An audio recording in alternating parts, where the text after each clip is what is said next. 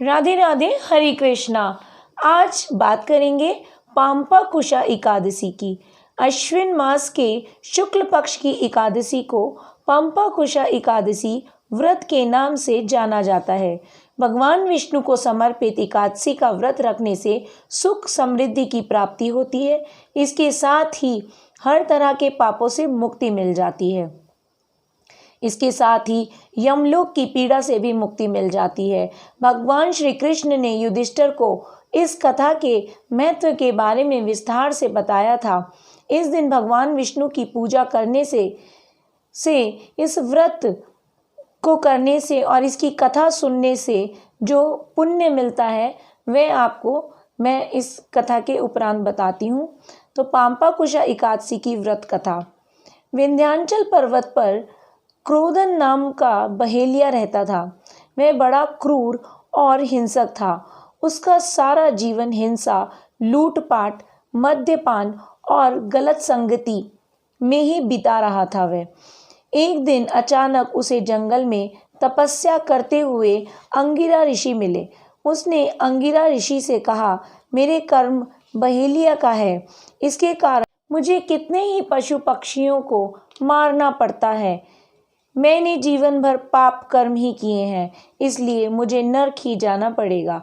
कृपा कर मुझे कोई ऐसा उपाय बताएं जिससे मेरे सारे पाप मिट जाएं और मोक्ष की प्राप्ति हो।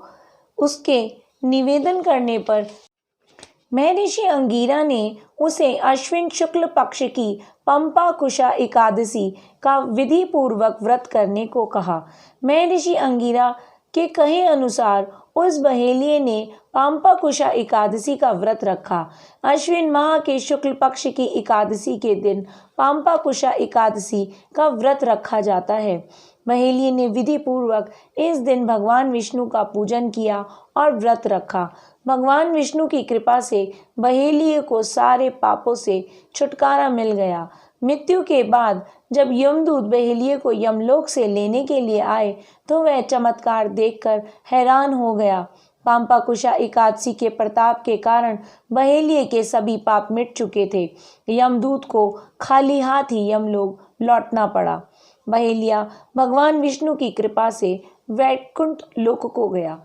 तो इस पांपा-कुशा एकादशी का जो महत्व है वो यही है कि सारे पाप मिट जाते हैं और वैकुंठ की प्राप्ति हो सकती है। लेकिन उसके लिए आपको विधि पूर्वक व्रत रखना पड़ेगा। विधि जो व्रत की है, आप सुबह जल्दी उठिए, नहाइए धोइए, संकल्प लीजिए कि मैं इस व्रत को पूर्ण कर सकूं, और भगवान भी तब आपकी मदद करते हैं जब आप संकल्प ले लेते हैं, वो आपका व्रत पूर्ण कराते हैं। और व्रत जो है ये फलाहारी व्रत होता है। दशहरे के दिन ही आपको रात को अन्न ग्रहण नहीं करना है। एकादशी के दिन पूरा फलाहारी व्रत आप रखेंगे और द्वादशी के दिन इसका पारण किया जाता है, जो कि सुबह 6 बजे से 10 बजे के मध्य आप पारण करेंगे। और इस बीच में यानी दशहरे की रात्रि से द्वादशी की सुबह होने तक आप जो है फलाहार ही करेंगे। इसमें अन्न ग्रहण नहीं किया जाता है, क्योंकि अन्न में उस दिन पाप छुप जाते हैं। तो यदि हम अन्न ग्रहण करते हैं तो हम पापों को भी ग्रहण करते हैं, इसलिए एकादशी के दिन अन्न ग्रहण करना निषेध होता है।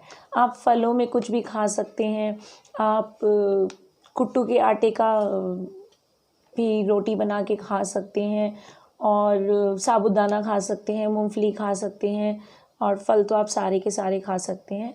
जल पी सकते हैं, दूध पी सकते हैं, और इस तरह से आप अपना व्रत कीजिए, आपको ज़रूर इसका फल मिलेगा। इसका वैज्ञानिक कारण भी होता है व्रत रखने का। हर 15 दिन में एकादशी आती है और हमारे पेट को जो है, हमारे आंतों को जब अन्न नहीं ग्रहण करते हम तो बहुत आराम मिलता है और हमारी पाचन क्रिया भी अच्छी हो जाती है। तो हर 15 दिन में हमको एकादशी का व्रत ज़रूर से ज़रूर करना चाहिए। इसी के साथ राधे राधे, हरे कृष्णा, हरि बोल।